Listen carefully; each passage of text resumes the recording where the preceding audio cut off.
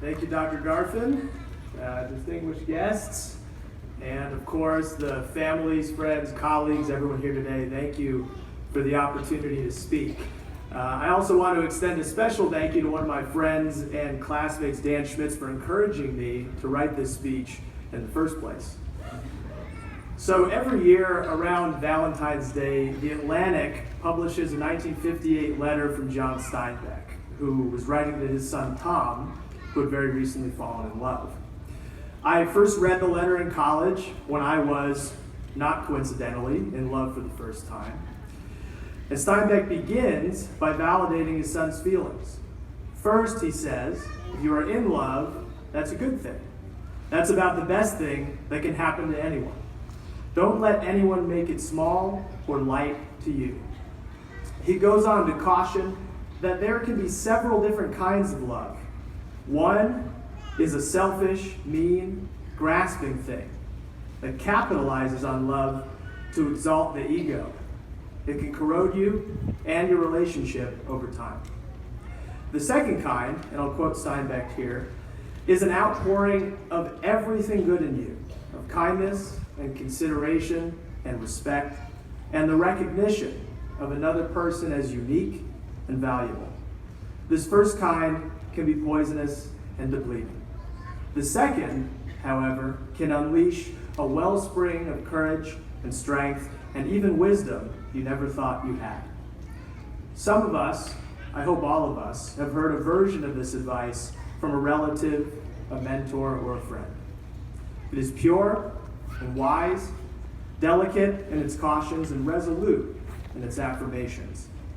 And it mimics, at least for me, and I would bet for many of you, the flavor of reaction I received when the call to enter medicine first swept me up. In my family, entering medicine was about the best thing that can happen to anyone.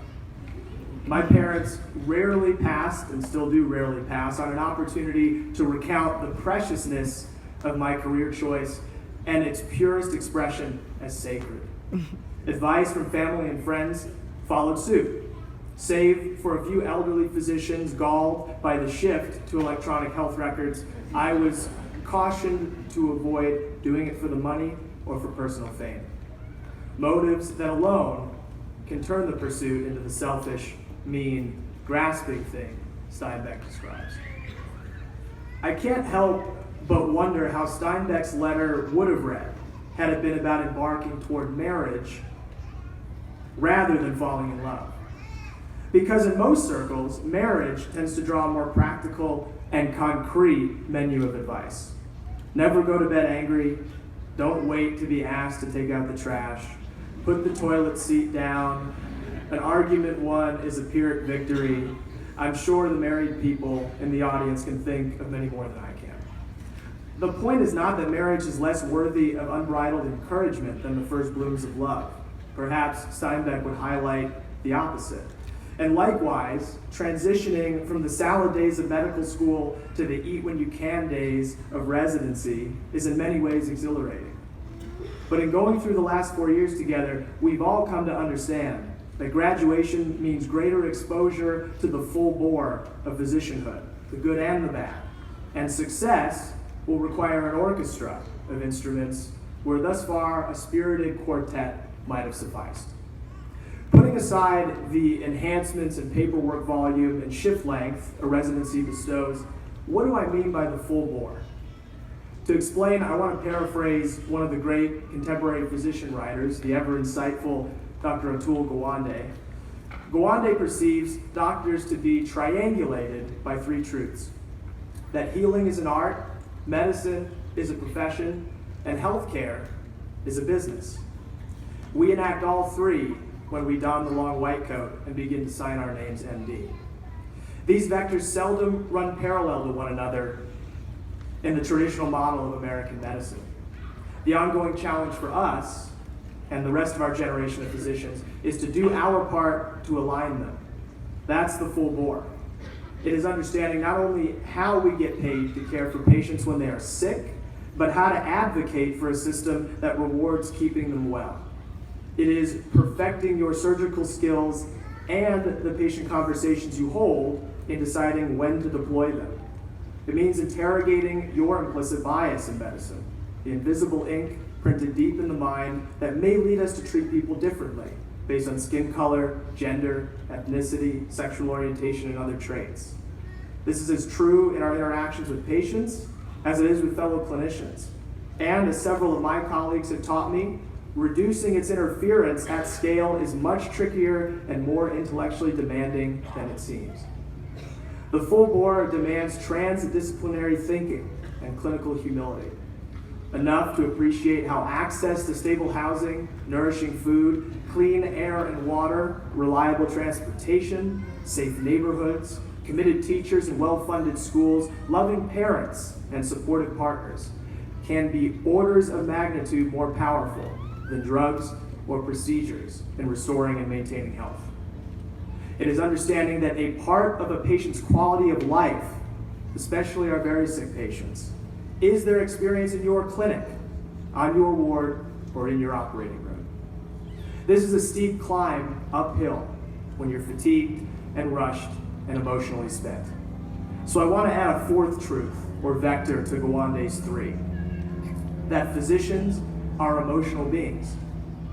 And we as a profession are playing catch up and recognizing the toll extracted from this precious population as the health system demands more productivity and offers less autonomy in return.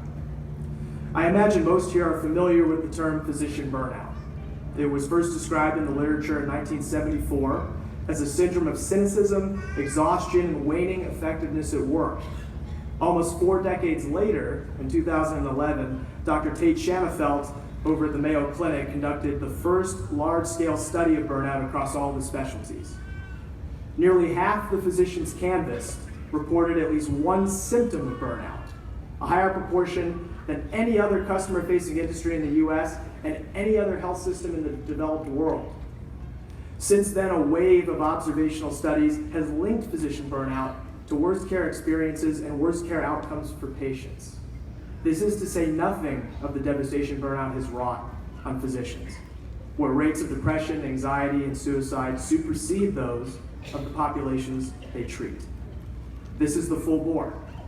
The recognition that caring for others is predicated upon the wellness of the caregiver. We are making strides in mapping the problem, but are still largely uncharted in identifying sturdy solutions. The National Academy of Medicine very recently established an online repository called the Clinician Wellbeing Knowledge Hub to syndicate early successes and failures emerging from medical institutions across the country like UCSD. I recommend you Google it and explore. And I am confident that my colleagues and I will not only participate, but carry the torch in designing and implementing interventions to heal the profession as we grow into our clinical roles. The horizon on a career in medicine is long, and many of us will be hooked for decades on the siren call of endless learning and the deeply gratifying connections we make through our work. Many of you will one day be that physician with a million beautiful tales of medical intrigue and doctor-patient bonding that runs rounds right into the afternoon. And your residents and medical students will nod and fidget impatiently, just as we all do in the race to finish notes and orders and consults. I'll close where we started with Steinbeck. He tells Tom at the end of the letter, "Don't worry about losing. If it's right, it happens. The main thing is not to hurry. Nothing good gets away." To my fellow classmates, the class of 2018, I wish you all immense success at your next port of call and a good, unhurried career in one of the most sacred professions we have. Thank you.